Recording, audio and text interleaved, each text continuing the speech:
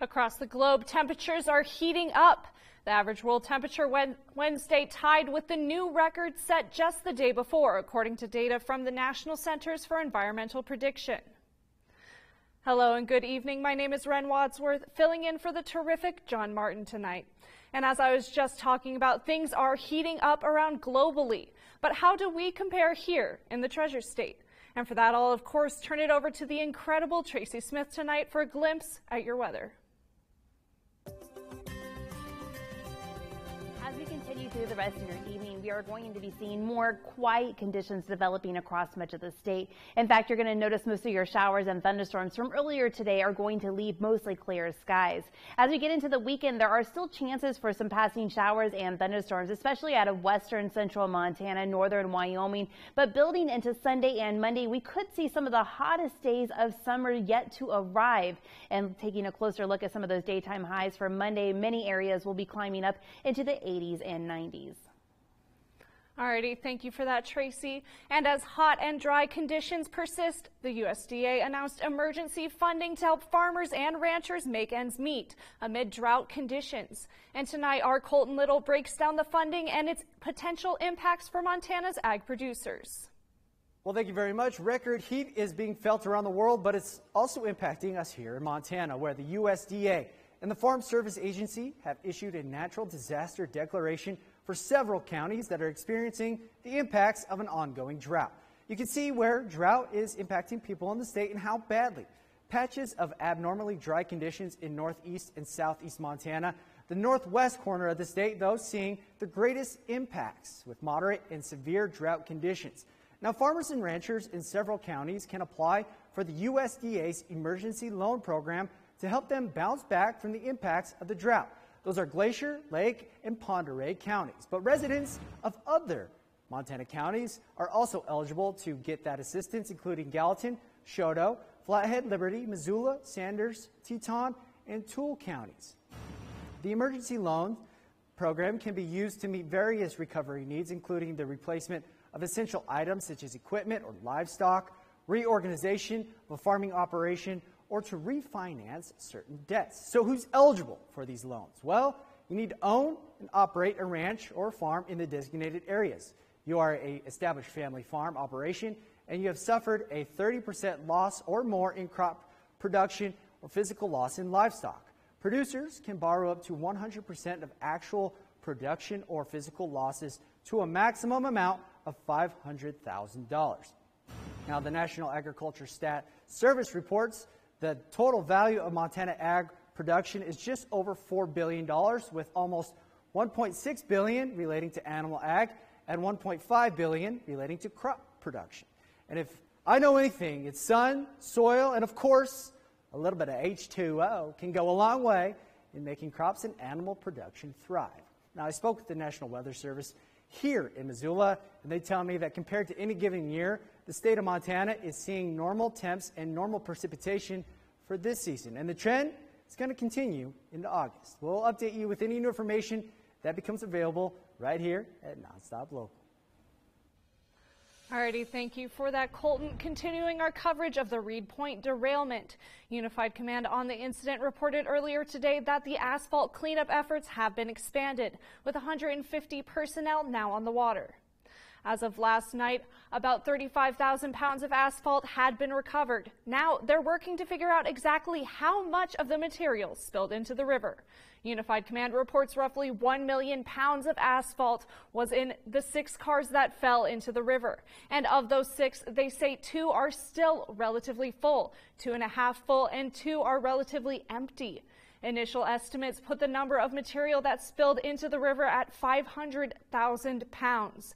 That estimate will be updated with when the amount of materials in the recovered rail cars can be removed and weighed. President of Montana Rail Link, Joe Roscoe, said they are still currently investigating what initially caused the derailment, and a structural investigator from the Federal Railway Administration will be on scene next week to offer insight.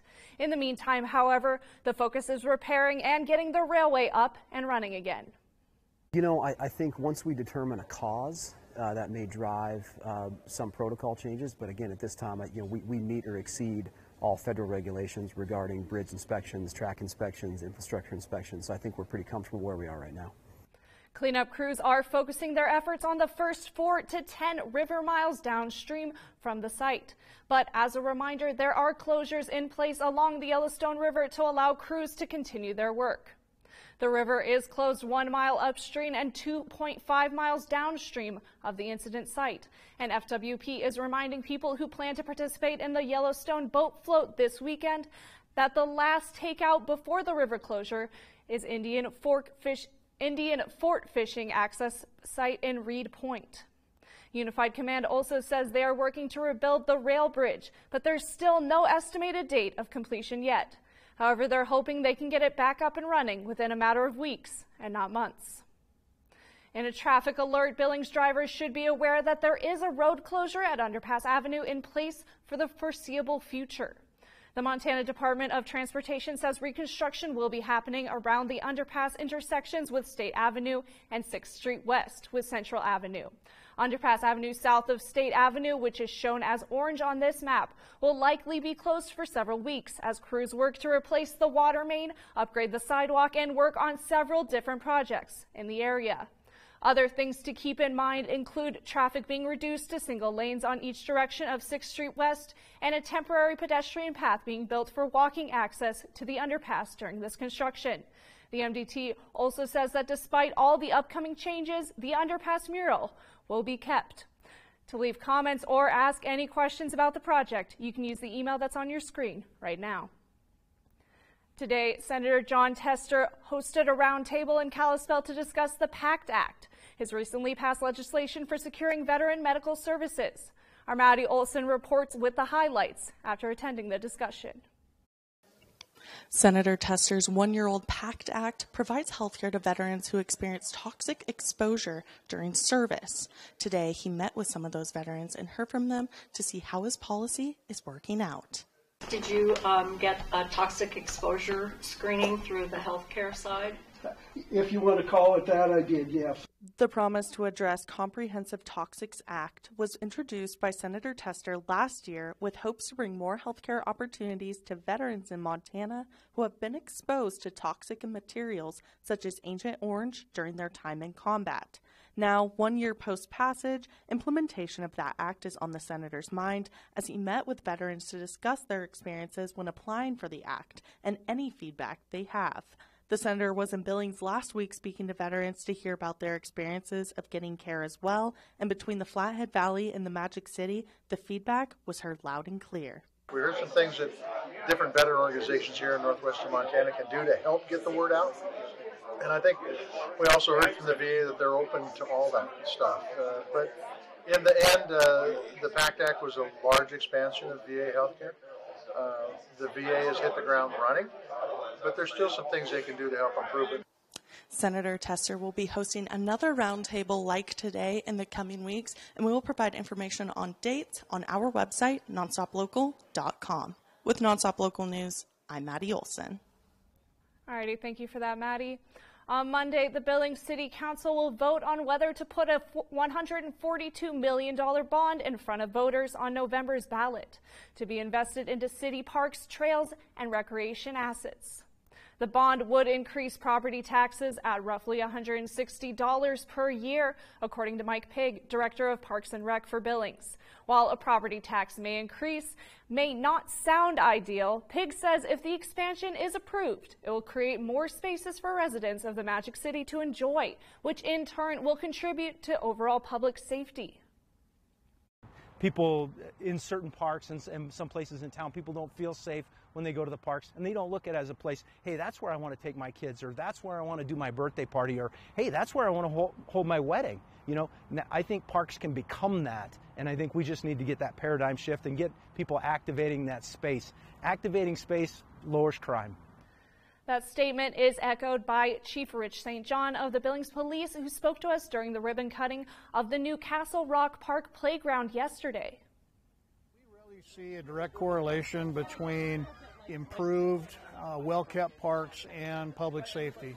When we give children and families things to do, programs or whatnot, then they don't have any idle time to get in trouble. And this is a great installment to our park system, providing a lot of activity and things for families to do.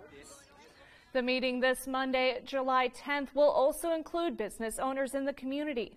Starts at 5:30 in the afternoon at City Hall, and if you can't attend in person, you can always watch the City Council meetings via Community 7. We'll share the results of that vote when it occurs right here on Nonstop Local. Coming up, how things are heating up in the Treasure State, the Montana-Wyoming border wars, and the spectacular Spencer Martin. Stick around for more. Anytime on nonstoplocal.com. We're on it.